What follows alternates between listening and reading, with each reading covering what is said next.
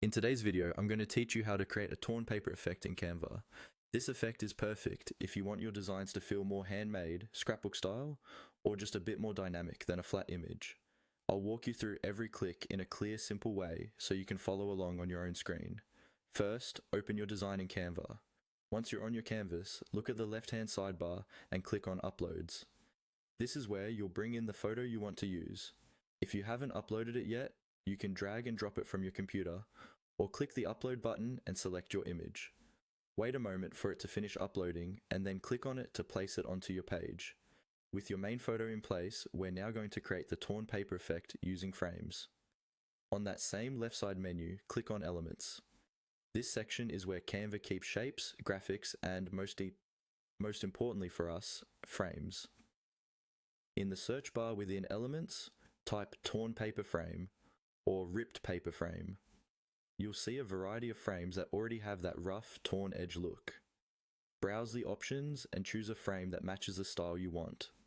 Click on the frame to add it to your design, then resize and position it over your photo. You can drag the corners to adjust the size and move it around until it sits exactly where you'd like the torn effect to appear. Next, we'll place the same image inside that frame. Go back to the Uploads tab on the left, find the exact same photo you used earlier and drag it over the torn paper frame. When you hover over the frame, you'll see it highlight. Release the mouse and the image will snap into the frame, taking on that torn edge shape. Now let's enhance the effect so it stands out more.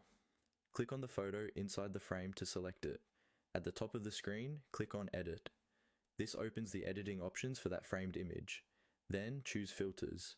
Here, you can slightly adjust the look of the framed photo to create contrast between it and the background image.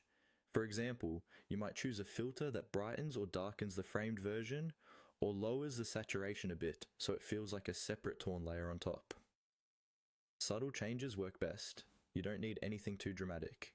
Just play around until the torn part feels distinct but still cohesive with the rest of your design. Once you're happy with the positioning and the filter, you're done.